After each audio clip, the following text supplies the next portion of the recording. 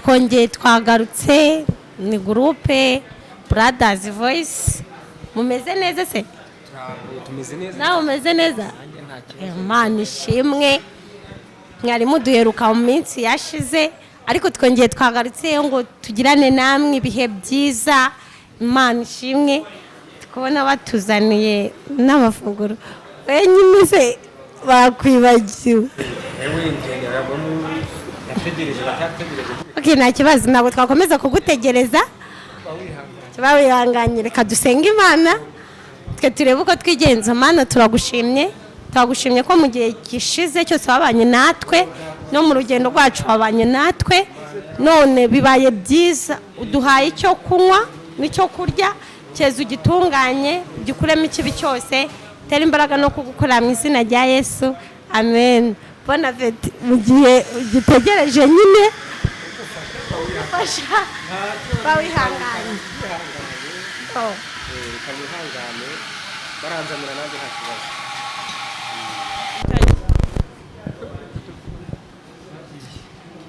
Hajya duherukana comment yari agashya kari gahari nakaye.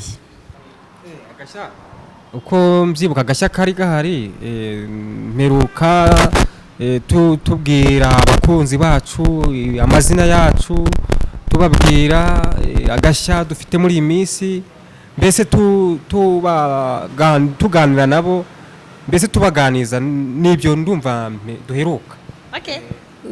Bahise banatera komenti babaza ngo ese muri bantu ki ko mutasohora utuvideo twinshi, babaza ati muri abavandimwe se.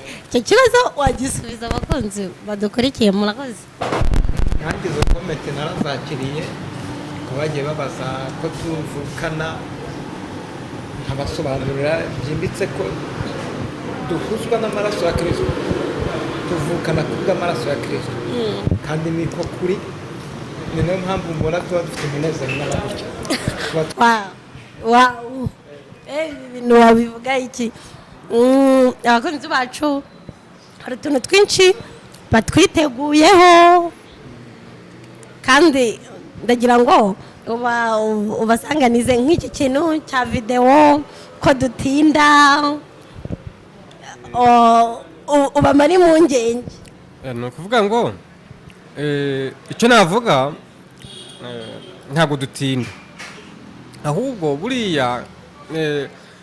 buriya kuringaniza ibintu ni kugira ngo tuzaze tubaha ibintu bisobanutse, biryoshye, bifite uburyohe, noneho nabo bumve ko ibintu bifite umunyu, bifite isukari. Ariko bon appétit. Bon appétit. Mutajya mwibagirwa mudahera mu kiganiro gusa muri minsi hari ibintu byinshi byamfashije. Nkakorera ibahire akantu yashyizemo ntabwo nkazikoze ngo ishobora kukubabaza ngo kandi kwemera. Ibyo bintu urabyemera? Ndabyemera. N'abantu benshi bababara cyane bakagira ngo Imana yarabataye, yarabaratse, ariko ikabibemera. Twagiye tunababara natwe, kandi ukababara kwemera. Kubabara ni ibintu Imana ijya yemera, ku bintu bigera ku muntu akababara, urumva, ariko Imana yabyemeye, urumva. Ariko ikintu Imana yitaho cyane ni ubugingo bw'umuntu, ariko ikemera ko ugiye ubabara, ariko kakababaro siko uhoramo, Imana ikagukuramo byanga binogo. Erega nayo yarababajwe cyane, ababara kandi Imana imwishimiye. Inshuti zimuvaho, umugore amubaramuvaho, asigara wenyine, agera havuga ngo uruhu rwanjye nirumara kubona nzabizima. Yarafite ibyiringiro bikomeye. Yageze ahantu habi. Abantu bababanye bafite ibibazo, twihangane mukomere musenge, Imana irabemera mukomere. Imana irabemera. Okay, Imana irabemera. Ijambo ryawe ryavuze ngo mu mahanga yose uyubaha agakora ibyo gukiranuka imana iramwemera imana iramwemera wowe ndiko byumva buriya ndiko byumva cyane kandi buriya iyo megwa n'imana urumva ukemerwa n'imana niyo umuntu atakwemera ariko uri kwemerwa n'imana uharanire kwemerwa n'imana nicyo kintu cya mbere kandi iyo wemerwa n'imana urabimenya muri wowe cyane. okay numva nabwira abakunzi bacu badukurikira saa sita na nimugoroba mbabwira ngo muharanire kwemerwa n'imana muba abavandimwe nka Yesu wavuze ngo umuririmbyi yavuze ngo ni Yesu wangize kuba umuvandimwe we niyo mpamvu turi abavandimwe twiyumvanamo cyane dusengerana cyane dufashanya mu buzima busanzwe Imana ishimwe. ubuvandimwe bwacu igikuru gihatse ibindi byose ni uko tuzagera mu gihugu cyo mu ijuru kandi niko kuri njya vuba ndikwaje apeti umwana n'urya Imana ishimwe. numvaga rero nubwo abakunzi bacu bajyaga batubwira ko twakerewe twatinze kugaruka ariko tugarutse tubabwira ko mu mwanya mutoya turabakorera na videwo y'indirimbo imeze neza irimo imyirondoro y'ubuzima bwacu audio na videwo turabikora vuba mu gihe gitoya ntabwo tubabikorera Imana ishimwe. bashonje bahishiwe byari biryoshye uko bishize vuba byari biryoshye ariko bon appetit hano haracyari icyo kunywa ubuzima busanzwe